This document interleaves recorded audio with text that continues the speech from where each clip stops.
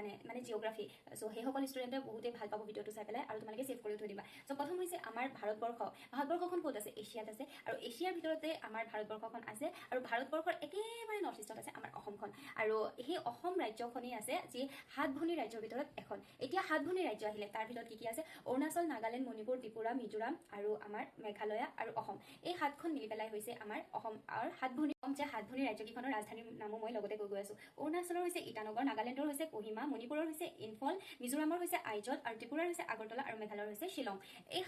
6খন ৰাজ্যৰ এইকেইখন হৈছে ৰাজধানী যোনে চাইছো আমাৰ অসমৰ মাটিকালি কিমান সো আমাৰ অসমৰ মাটিকালি হৈছে 78438 সো আমাৰ অসমৰ মুঠ মাটিকালি ইমানখিনি আৰু তাৰ পিছত হৈছে যে আমাৰ অসমখন মানে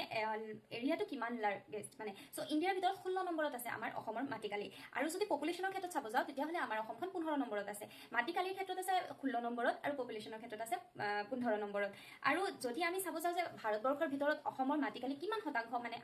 ভাৰতবৰ্ষৰ ভিতৰত অসমখনত কিমানখিনি মাটি আছে তেতিয়াহ'লে হৈছে 2.39% এইখিনিহে আছে ভাৰতবৰ্ষৰ ভিতৰত অসমৰ মাটিকালি আৰু তাৰ পিছতে মানে অসমৰ কিমান শতাংশ মানুহ গাঁৱত থাকে আৰু কিমান শতাংশ মানুহ চহৰত থাকে তেতিয়াহ'লে কওঁ যে 14% মানুহে চহৰত থাকে আৰু 85% মানুহ গাঁৱতেই থাকে এতিয়া আজি পৰ্যন্ত মানে সো আপোনালোকে এইটো কনফিউজ নহব যদি সুধে যে অসমৰ কিমান পাৰ্চেন্ট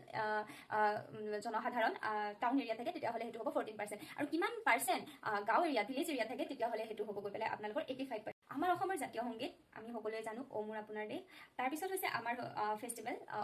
অসমীয়া যিটো ফেষ্টিভেল সেইটো হৈছে আমাৰ অসমৰ বিহু আৰু ডান্সটো হৈছে বিহু তাৰ পিছত আমাৰ যিটো হৈছে ফুল আমাৰ অসমৰ জাতীয় ফুল বুলি ক'লে আমি সকলোৱে জানো কপৌ ফুল আৰু অসমৰ জাতীয় জন্তু বুলি ক'লে আমি জানো এশিঙীয়া গড় আৰু অসমৰ যি গছ জাতীয় গছ সেইটো হৈছে সংলুং গছ আৰু কিন্তু মই আগতে সৰুতে আহত গছ বুলি জানিছিলো গাইজ কিন্তু এতিয়াহে গম পাইছো যে নহয় সংলুং গছটো আমাৰ অসমৰ জাতীয় গছ হয় আমাৰ অসমৰ জাতীয় বাৰ্ড মানে আমাৰ চৰাই হৈছে দেওহা এতিয়া আহিছো আমাৰ অসমখনক কেইটা পাৰ্টত ভাগ কৰিছে সো পাৰ্ট কেইটা হৈছে upper Assam north Assam middle Assam Barak valley আৰু এটা হৈছে লোৱাৰ আসাম এই 5টা ভাগত আমাৰ অসমখন ভাগ কৰিছে আৰু যোন জোৰ হয় সো সিহঁতে কমেন্ট কৰি জনাব পাৰিব মোৰ ভিডিঅ'টোত আৰু এতিয়া হৈছে আমাৰ অসমৰ ডিস্ট্ৰিক্ট কেইখন আমাৰ অসমৰ ডিস্ট্ৰিক্ট হৈছে 35খন ডিস্ট্ৰিক্ট সেইটো হৈছে 2022 চনত মানে 2022 চনত শেষৰ ডিস্ট্ৰিক্ট যিটো সেইটো লৈ পেলাই 35 ডিস্ট্ৰিক্ট আমাৰ অসম হৈছে অটোনমাস কাউন্সিল আৰু সেই তিনিখন হৈছে কোকৰাঝাৰ কাৰ্বি আলং আৰু ডিমা হাছাও এই তিনিখন হৈছে আমাৰ অটোনমাস কাউন্সিল কোনো কনফিউজ নহব 35খন হৈছে আমাৰ ডিস্ট্ৰিক্ট আৰু তিনিখন হৈছে autonomous council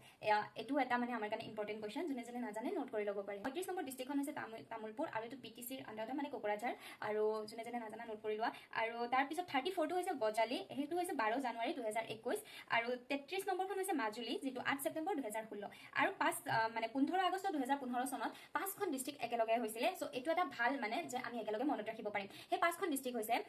Biswanath Chariali Hojai south সালমাৰা Mankachar আৰু ৱেষ্ট কাৰ্বি আলং এই 5খন হৈছে একেলগে হোৱা ডিস্ট্ৰিক্ট সো ইয়াত কোনো কনফিউজ এতিয়া ক'ব লৈছো কোকৰাঝাৰৰ 5খন ডিস্ট্ৰিক্টৰ কথা আৰু কোকৰাঝাৰৰ 5খন ডিস্ট্ৰিক্ট হৈছে তামুলপুৰ চিৰাং বাক্সা কোকৰাঝাৰ উদালগুৰি এই 5খন হৈছে ব্ৰিটিছৰ আন্ডাৰত থকা ডিস্ট্ৰিক্ট আজিলে আৰু কি কম তাৰ পিছত কৈ দিছে এতিয়া আটাইতকৈ ডাঙৰ ডিস্ট্ৰিক্ট কোনখন আমাৰ অসমৰ ভিতৰত আটাইতকৈ মানে ডাঙৰ ডিস্ট্ৰিক্ট হৈছে কাৰ্বি আলং আৰু যদি জনবহুতিৰ ক্ষেত্ৰত চাব যাওঁ তেতিয়াহ'লে হ'ব নগাঁও ডিস্ট্ৰিক্ট আৰু যদি আমি ক'ব যাওঁ যে আটাইতকৈ সৰু তো আমি কওঁ যে ডিমা হাছাও নহয় ডিমা হাছাওখন হৈছে ছেকেণ্ড মানে তাতকৈও সৰু হৈছে বজালিখন আটাইতকৈ সৰু যদি ক'ব যাওঁ তেতিয়াহ'লে আমি বজালিখন ক'ব যাম তাৰ পিছত আৰু এটা কথা হৈছে যে কম জনবহুতি থকা যদি ক'ব যাওঁ তেতিয়াহ'লে কোনখন হ'ব আমি প্ৰথমতে জানো যে ডিমা হাছাও হ'ব কিন্তু নহয় এতিয়া বৰ্তমান মাজুলী যদি এটা কুৱেশ্যন এনচাৰত যদি থাকে যে ডিমা হাছাও নে মাজুলী আটাইতকৈ জনবহুতি কম থকা ঠাই তেতিয়াহ'লে সেইটো মাজুলী হ'ব ডিমা হাছাও নহ'ব আৰু যদি তাত মাজুলী নাথাকে তেতিয়াহ'লেহে ডিমা হাছাও হ'ব আৰু যদি দুয়োটাই থাকে তেতিয়াহ'লে মাজুলী হ'ব আজিলৈকে ইমানখিনি ভিডিঅ'টো চাই কেনেকুৱা পালে কমেণ্ট কৰি জনাব।